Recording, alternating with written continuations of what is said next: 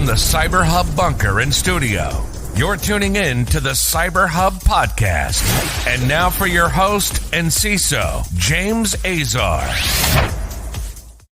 What in the world is going on, security gang? And welcome to another episode of the CyberHub Podcast, August 3rd, 2022. It's Wednesday, hump day, and it's a busy show talking about a few patches from VMware and Google, a GitHub code repository clone that is actually malicious. No, you don't say. And we'll be talking a lot about China today. China, with Speaker of the House Pelosi visiting Taiwan. China has been on the offensive. So we'll replace Russia today with China. I know that goes against all narratives. Good morning to Mr. Paul Cummings from humid Jacksonville, Florida. Good morning to Mr. Reggie. 88% humidity in Atlanta. I can deal with that because temperatures have been lower in Atlanta over the last, say, like 3-4 days. Like it's actually been really nice. Good morning to the whole Human Cyber Initiative to beef up our views. Thank you. And good morning to Tom from beautiful, amazing, my old home stomping grounds, Denver, Colorado. What an awesome place that is. So let's get into this morning's show. But before we do it, I haven't done the show live in a while. I've been pre-recording, obviously being busy, being a CISO, being a practitioner. A lot of times I do have very early calls. Today has been an exception to the rule, which I was like, you know what? We're not going to pre-record today. We'll go live. So my double espresso, which is just steaming. It's great. Coffee cup cheers. Mr. Ryan, happy Wednesday to you as well. Good sir. Thanks for being here. Let's get into the VMware shipping an urgent patch for an authentication bypass security hole. This coming out urgent with a high priority 9.8 CVSS base score. This is their highest severity rating, asking that it be remediated without delay, according to the company, impacting VMware Workspace ONE Access, Identity Manager, and vRealize Automation. All three contain an authentication bypass vulnerability that affects local domain users. A malicious actor with network access to the UI may be able to obtain admin access without the need to even authenticate. There are instructions over this specific CVE, which is being tracked as CV 2022-31656, discovered and reported by Betris V8, a member of the VNG security group. The company said it's not aware of in-the-wild exploitation, but a few weeks ago, we just talked about this. Within 15 minutes of a CVE of disclosure, they're already out there scanning. So, non-documented vulnerabilities impacting VM, Workspace ONE Access, Access Connector, Identity Manager Connector, and vRealize Automation, the entire product line, all out there, all in the wild, all getting ready to get taken advantage of. So get those patched. Google paid out $90,000 to take care of the vulnerabilities that were patched by Chrome 104. The highest bug went to an anonymous researcher who discovered the use after free vulnerability in the Omnibox component. He made a whopping $15,000. Researchers Nan Wang and Guang Gong of 360 Alpha Labs earned $10,000 for use after free in the safe browsing component. And White Hat hackers have also been awarded an additional $7,000 for 2 additional vulnerabilities. Google paying out, obviously putting in some actively exploited Chrome flaws, including CVE 2022-22904, which has been linked to many spyware companies. Folks, offensive cyber is a thing. 35,000 code repos have not been hacked, but yet clones flood GitHub to serve malware, just right there perfectly in front of your eyes. The cloning open source repositories is actually pretty common for those that are not aware of DevOps. It's actually very common to clone a repository and use it. Some people will clone it in order to make legitimate changes within their own project to that specific repository without tainting the big repository. But in this case, they're actually cloning the repositories, then they're putting it out there with malicious code to target unsuspecting developers with malicious clone. GitHub says they purged most of these. However, 35,000 software repositories were impacted by this. So there's a few things. The thousands of backdoors or were made by threat actors to push malware. Official projects like crypto, Golang, Python, JavaScript, Bash, Docker, Kubernetes remain unaffected, but that's not to say the finding is unimportant. You could have this be somewhere else where it ends up kind of being a entry point. Of these have been cleaned out. It's worthwhile to spend a little bit of your day today looking at these and making sure you're not using any of them.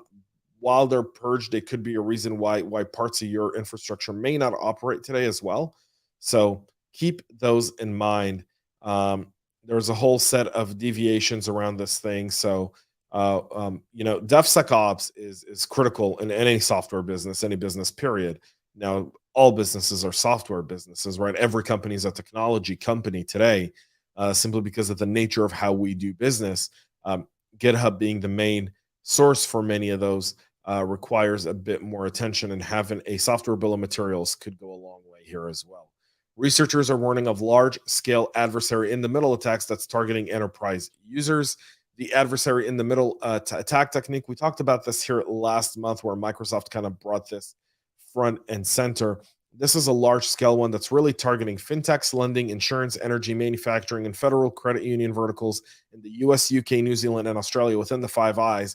I wonder who would want to be doing that. Starts with a C, ends with an A. If you have to guess it, then let's have that conversation. This isn't the first time that these have come to to fruition. They're bypassing multi-factor authentication, essentially by using this type of URL embed within these fake browsers. Then they're redirect using double click, which is kind of showing you how they would use double click ads to kind of repoint you into a different landing page where you would think you're getting it. You would put in your multi-factor, that steal it, authenticate, and from there to be able to do account takeover. So obviously using MFA as an additional extra layer of security is one thing. Using a trust but verify piece and not using SMS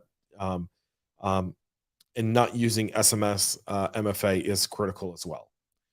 Chinese hackers are using Cobalt Strike-like a Cobalt Strike-like attack framework in new exploitation. This has been a new post-exploitation attack framework that's been used in the wild called Manujuska. Sounds like something Michael Scott would say in The Office, which can be deployed as an alternative to the widely abused Cobalt Strike toolset or a parallel to it for redundancy.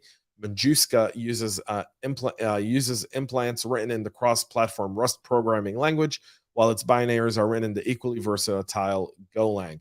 Its remote access Trojan implements support command execution, file access, network reconnaissance, and more, so it can be used as in the same operational goals as Cobalt Strike. And in fact, one of the reasons they do that is so that you would think it's a legitimate kind of tool being used in your environment while they're going out and using it as well. And by using common languages, chances of detection, chances of thinking it's malicious would be extremely low. That's their hope, at least. Both Windows and Linux versions of the implant features almost the same capabilities and implement similar communication mechanisms, again, kind of designed to be like Cobalt Strike, but not quite. The RAT supports arbitrary command execution via command.exe, collecting credentials stored in web browsers, Wi-Fi SSIDs, and passwords, and discovers network connections like TCPs and UDPs, account names, local groups, and a whole lot more. Moreover, it can steal premium soft Navicat credentials, capture screenshots of the current desktop list, running processes, and even check hardware specs and thermals. This is a shift in a tool set from the Chinese, as apparently they're trying to get a little bit more resilient and kind of change up the game a little bit more. So you might want to send this over to your SecOps team and start getting some preparation for it. Speaker of the House Pelosi yesterday landed in Taiwan. Good for her. Seriously, if it's the Speaker of the House of the United States of America wants to go visit a democratic country, and one of the other countries which is run by a communist party is threatening, bring it on, right? Like, I'm not the one for war or intervention. As a vet, I realize the price we pay for war, but it's a bluff by China, and their bluff was proven because they hit the Taiwan presidential office with a cyber attack ahead of the visit. China did something, by the way, similar during President Obama's tenure. They did something similar during President Trump. The last person to actually visit the island of Taiwan in the country was Newt Gingrich when he was Speaker of the House in 1995. So a spokesperson for the Taiwanese president said in a Facebook post that the attack happened around 5:15 local time, cost 200 times more than normal weekday website traffic, essentially a sophisticated DDoS attack. They reported that the attacks affected at least 4 websites: the Ministry of National Defense, the Ministry of Foreign Affairs, and Taiwan International, the island's largest airport, where I believe Speaker Pelosi landed. They consider these types of attacks to be relatively minor. This was kind of like a shot across the bow from China towards Taiwan. Taiwan and the U.S., these colors don't run, is, I guess, the fair thing to say here. But China continues to use this. I mean, at the beginning of this year, I said the game has changed forever and will continue to change, especially with the Russian invasion of the Ukraine and how they used cyber. It's the pretext now to every single conflict going forward. If China was to think of invading Taiwan, the first thing they would do before they'd even launch a shell or drop a soldier on the shores is launch a very, very sophisticated cyber attack, take away all communications, also hinder others from being able to know what's going on and communicate with the island in order to get an objective and spread their propaganda on the island in order to reach their objectives. Russia did the same, by the way, in Donetsk. They did the same in Luan. They were launching Russian messages across cyber attacks, where the only way people could get information was through Russian propaganda channel. China would probably use the same playbook, one for one. Xi Jinping is watching. That's all I'm saying. And so this was a shot across the bow towards Taiwan, also one for the U.S., and also one where we all have to be ready for it. So, folks, that's it for the show. Some comments here, by the way. I love the whole cyber coffee. If you haven't seen it, go to the whole Human Cyber Initiative. Get some of that awesome coffee. It's really there. Good morning to Joel. Mr. McQuiggan, good morning to you, and Coffee Cup cheers. Folks, thanks so much for tuning in to today's show. It was great to be able to do this live with y'all. Thank y'all for tuning in. Make sure to subscribe, follow us on YouTube and your favorite podcast listening platform. Until then, have a great rest of your day and stay cyber safe. We love feedback, so make sure to connect with us on social media and subscribe to our podcast on your favorite podcast listening platform.